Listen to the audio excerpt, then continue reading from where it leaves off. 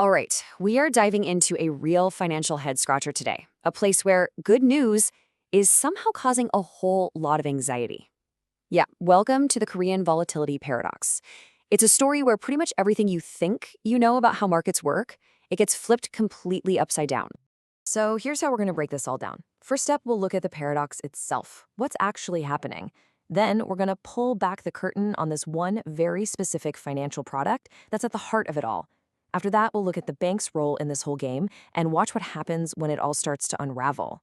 And finally, and this is the important part, we'll see why this little story in Korea actually matters to markets all over the world.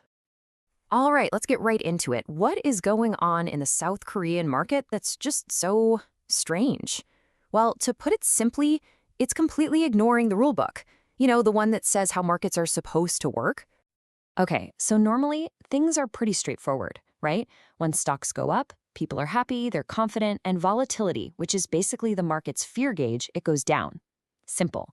But in South Korea, the exact opposite is happening. Stocks are flying high, but fear is also shooting up. It makes no sense. It's like the sun is shining, but everyone is grabbing their umbrellas and running for shelter.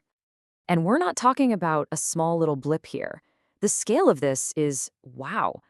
I mean, check this out. South Korea's main stock index, the Kospi, is up a whopping 27%. That's huge.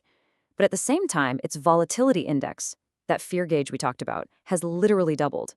We're talking a 100% spike in just a couple of months. This isn't some minor detail. It's a giant flashing red light telling us something fundamental is broken deep inside the market's engine.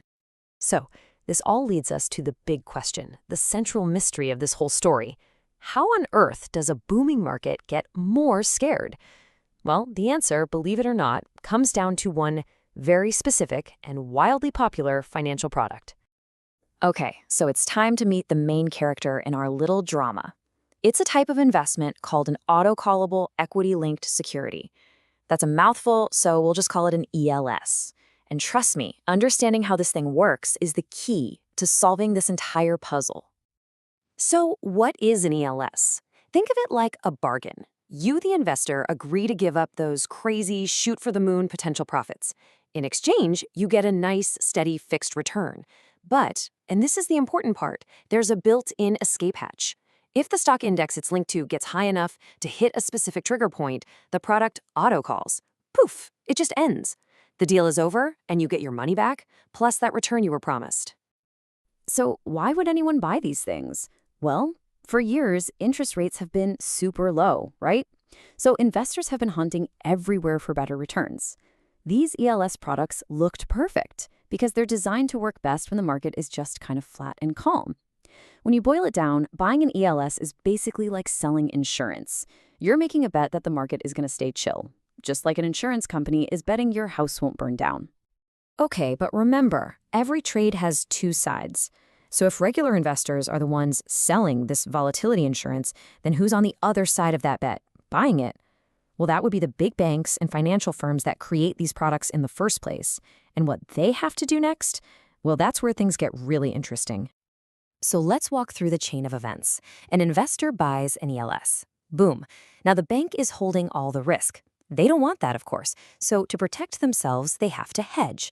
And how do they do that? They go out into the open market and sell options, which is really just another way of selling volatility. Now multiply this by millions of investors, and suddenly the banks have become this massive structural force, constantly, day in and day out, pushing volatility down.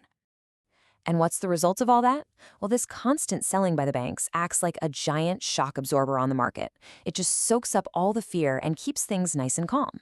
And for a long, long time, this system worked absolutely perfectly. It kept a lid on volatility. But you knew there was a but coming, right? This is where our story takes a sharp, dramatic turn. See, this entire machine is designed and built for a calm, stable market. So what happens when the market stops being calm? What happens when it suddenly surges up, way faster than anyone saw coming? Okay, so just to recap where we were, before this big stock market surge, the banks were the biggest sellers of calm, right? They were the ones constantly supplying those insurance policies and keeping a lid on everything. And then bam, the Kospi index just rockets upward. All of a sudden, huge numbers of these ELS products start hitting their autocall triggers. They get knocked out one after another. the deals are off. And for the banks, that means they don't need their hedges anymore. So just like that, the single biggest source of volatility selling in the entire market just disappears, vanishes into thin air. This right here is what they call the Great Unwind. The entire market dynamic does a complete 180. It's not just that the banks stop selling volatility. Oh no, they're now forced to become massive buyers of volatility, to unwind all their old positions. Think about that. In the span of a few weeks, the market's biggest supplier of calm becomes the biggest customer for fear, and that creates a perfect storm. And the result is exactly what we saw at the beginning. The volatility index just explodes. It shoots up past a reading of 50. This isn't random. It's a direct result of this huge structural change in the market's internal plumbing. That giant shock absorber we talked about, it got ripped right out, and the whole system started to shake, hard, even while stock prices were still climbing. Now, I know what you might be thinking. Okay, that's a weird story, but it's just about South Korea, right? Why should I care? Well, the connections here actually run much deeper than you'd think. This isn't just a local story, it's a global one. And here's why.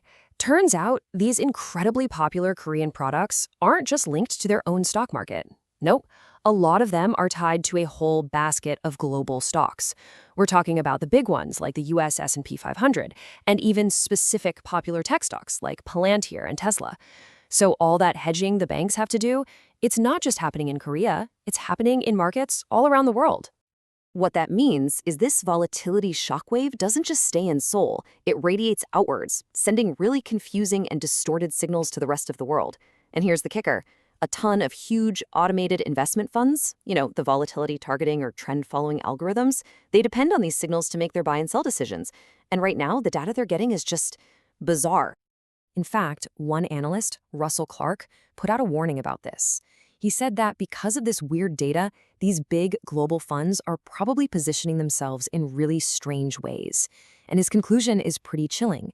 He says this increases the chances that the market itself starts to do, well, weird things. Basically, a hidden problem in one corner of the world can trigger unpredictable chaos everywhere else. And that really leaves us with a huge, lingering question, doesn't it? This whole episode is a powerful reminder that the global financial system is just this incredibly complex web of products and hidden risks. If the weird plumbing of just one product in one country can cause this much of a ruckus, it really makes you stop and wonder what other kinds of weirdness are lurking just below the surface, waiting to pop up.